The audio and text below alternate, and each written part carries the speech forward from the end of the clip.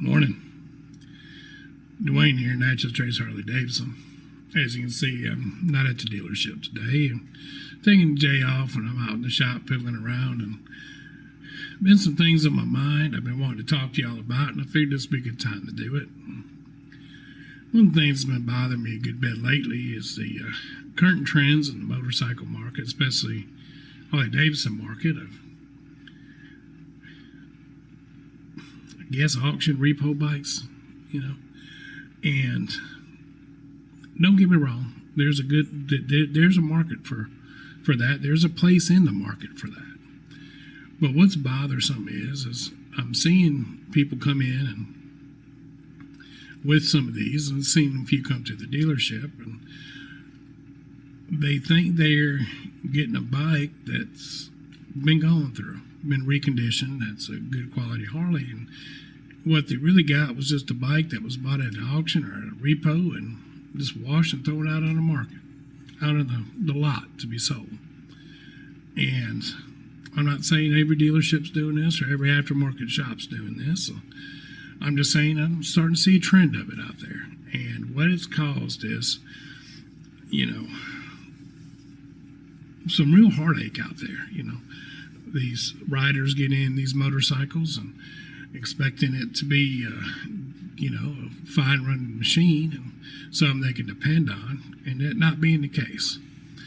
Now, there's a market for those kind of bikes out there, and that's what you're getting, and that's perfectly fine. That's perfectly good. But if you think you're buying something else and you're not, that's where the problem really comes into, is, disclosing what's going on with these bikes, I guess. With us, we operate a little differently. We don't mess with those bikes much because we don't need to. We supply our used inventory off of trade-ins and local purchases, and it does us just fine. We do. When we bring bikes in, I personally bring in every motorcycle. I value every one, put my hands on it. I like to talk to the owners. I like to look at the bike. A lot of the bikes we already know. We've done service them. Perhaps we even sold that bike. And I do that because I want to get the top dollar for that customer. And in doing so, that customer leaves happy.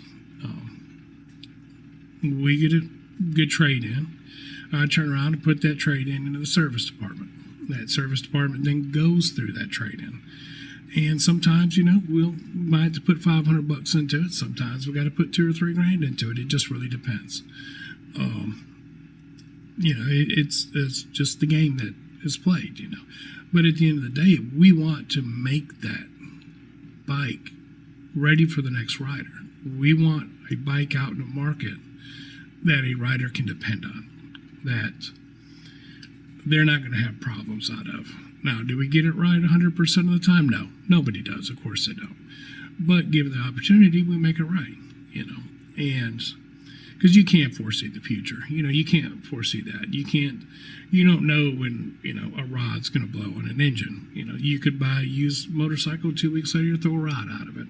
But that's why we have a warranty on all of our used bikes, and we back that warranty. And I know what you're going to say. A warranty is only as good as the man backing it. And that's where reputation comes in.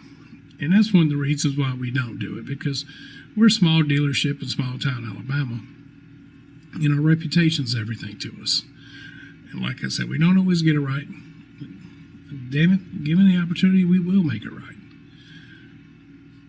And that's what's concerning to me is we could go and we could load up our inventory or our lot with these bikes and not go through them and make some money off of them and get through this little market that we're in right now, because we all know if you own a motorcycle, bike values are down. And for whatever reason, there's many reasons that's caused that over the last year. One of them being, during COVID, bike values were way high, and they kind of came down, but it came down a lot further than anyone ever expected. And we're not going to be in this market forever. This market's going to end sooner or later. And what we can do is, you look at the bike that you own now, okay, say you own a 2022 Street Glide Special. Absolutely love the motorcycle. And your buddy finds one online, and it's $14,000. That hurts you. And even though, your buddy might be buying a problem, you might get lucky and have a great bike. You never know. But the longer these values stay low, the longer it hurts those that own these bikes. But that's just a market. That's the market we're in. And at the end of the day, it's going to change. And these auction prices are going to go back up. And we're going to stop seeing a lot of this. But in the meantime, what you need to do is be very, very buyer beware. Okay? Understand what you're buying and who you're buying from. Know what you're getting. Go through that motorcycle, inspect it. Just don't get caught up in the hype. And I've seen bikes come through that were way, way under excellent condition, selling for good condition prices, and they wouldn't even come close to a good condition. But they think they got a deal, and what they ended up getting was just, a straight up bike from an auction or a repo that had never been touched or anything. And it comes down to reconditioning, and your standards for reconditioning. Every dealership's different. Some people just look at it, some people don't look at them at all. Us, we do a full recondition on motorcycles, and we go through every single one of our used motorcycles. But unless it's a mechanic special, I get some of those in. That someone who likes to wrench on a bike before I put it for a service, they can get a great deal on it. And if that's what you want, and that's what you're buying, that's perfectly fine.